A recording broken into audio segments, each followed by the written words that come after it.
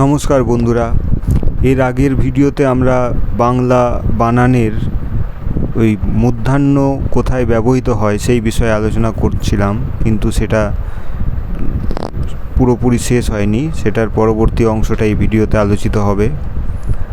তো এখানে যে নিয়ম রয়েছে রি র মূর্ধন্য স, এই সমস্ত বর্ণগুলি যদি থাকে আর তারপরে যদি স্বরবর্ণ থাকে, মানে রি র মূর্ধন্য স এর পরে যদি স্বরবর্ণ থাকে কিংবা ক বর্গের কোনো বর্ণ থাকে, ক বর্গ বলতে কোনগুলোকে বোঝায় ক খ গ ঘ ঙ, এর মধ্যে যদি কোনো বর্ণ থাকে কিংবা প বর্গ যদি থাকে, প বর্গ মানে হচ্ছে প ফ ব ভ ম এইগুলো,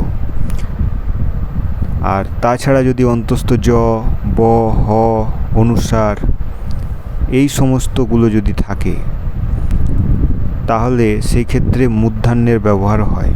আরেকবার বলছি, কোনো একটা শব্দ আছে, তার মধ্যে রি র মূর্ধন্য স রয়েছে, তারপরে যদি স্বরবর্ণ থাকে কিংবা যদি ক খ গ ঘ ম এর মধ্যে কোনো একটা বর্ণ থাকে কিংবা যদি প ফ ব ভ ম এর মধ্যে কোনো একটি বর্ণ থাকে কিংবা যদি অন্তস্থ জ থাকে, ব থাকে, হ থাকে, অনুস্বার থাকে, কোনো একটি যদি থাকে, সেই ক্ষেত্রে কিন্তু মূর্ধন্য হবে। যেমন এখানে রয়েছে হরিণ, পাষাণ, গ্রহণ, কৃপণ, দর্পণ, অর্পণ, এগুলোতে প্রত্যেকটাতেই মূর্ধন্য হয়েছে। কেন হয়েছে না, কারণ এই যে এখানে র রয়েছে, রয়ের পরেই এখানে রয়ের সঙ্গে হ্রস্বই রয়েছে, যেটা একটা স্বরবর্ণ, তাই এর পরে মূর্ধন্য হচ্ছে। সেরকম পাষাণের ক্ষেত্রে মূর্ধন্য স রয়েছে, তো এই মূর্ধন্য সর পরে কিন্তু আ রয়েছে, যেটা একটা স্বরবর্ণ, তাই তারপরে অবস্থিত যে মূর্ধন্য সেটা দন্তন্য না হয়ে মূর্ধন্য হয়েছে।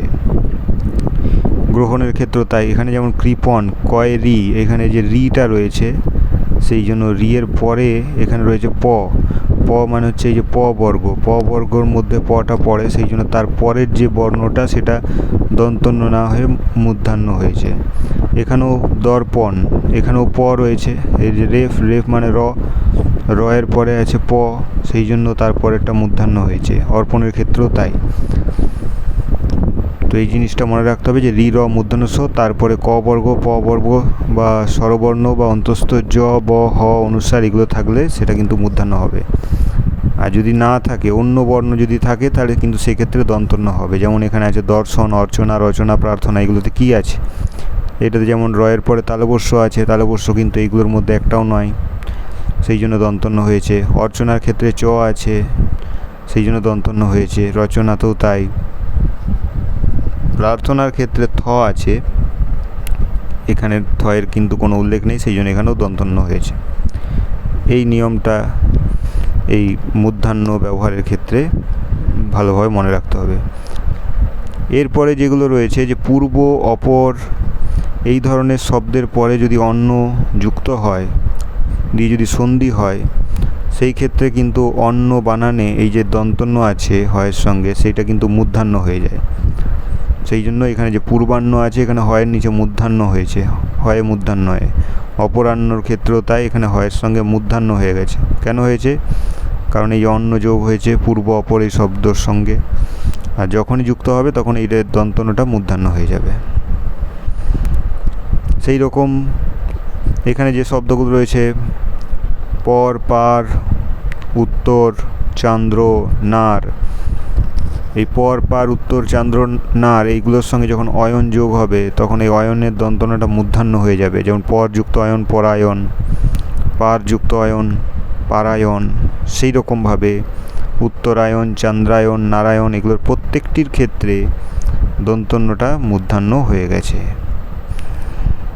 এরপরের যেটা হলো, সেগুলো মূর্ধন্যের ক্ষেত্রে ব্যবহার লক্ষ্য করা যায় এমন কয়েকটি শব্দের এখানে উল্লেখ আছে, যেগুলোতে মূর্ধন্যের ব্যবহার হয়, দন্তন্যের হয় না। যেমন বাণিজ্য, লাবণ্য, শোণিত, আপন, কঙ্কন, কোণ, গণনা, গণিত, চাণক্য, তৃণ, নিপুণ, লবণ, বণিক, গুণ, বীণা, কণা, মণি, পানি, বাণ, পণ, মাণিক্য, নৈপুণ্য, গণ্য, ফণি, পুণ্য, গণ, এই শব্দগুলোর ক্ষেত্রে এটা মনে রাখতে হবে যে এগুলোতে মূর্ধন্যেরই ব্যবহার হয়।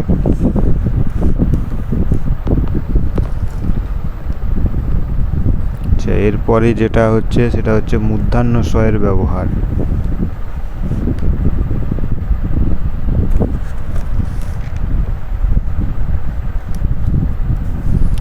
মূর্ধন্য ষ-এর যে ব্যবহার সেক্ষেত্রে যে নিয়ম রয়েছে,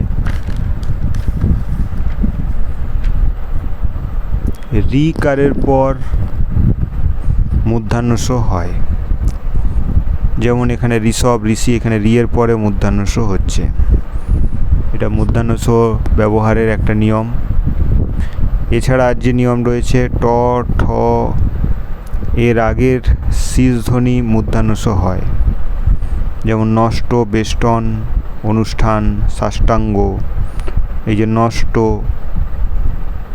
এই যে এখানে ট রয়েছে লাস্টে, তার আগে কি রয়েছে স, সেক্ষেত্রে ষ-এর উচ্চারণটা মূর্ধন্য ষ হবে।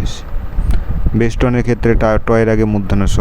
অনুষ্ঠানে ঠ আছে, ঠ এর আগে মূর্ধন্য ষ। সাষ্টাঙ্গতেও তাই, ট এর আগে মূর্ধন্য ষর ব্যবহার হচ্ছে। এছাড়া প্রতি, অভি, নি, সু, বি এই সমস্ত যে উপসর্গগুলো আছে এইগুলোর সঙ্গেও কিন্তু মূর্ধন্য ষ ব্যবহৃত হয়। যেমন প্রতিষেধক, অভিষেক, নিষেধ, সুষমা, বিষম, এই সমস্ত ক্ষেত্রে এই উপসর্গগুলোর ক্ষেত্রে মূর্ধন্য ষ-এর ব্যবহার লক্ষ্য করা যায়। এছাড়া পিতৃ, মাতৃ এই যে শব্দগুলো রয়েছে এইগুলোর সঙ্গে সশ্রী শব্দ যদি যোগ হয় তখন এই যে প্রথম দন্ত ষটা এটা মূর্ধন্য ষ হয়ে যায়।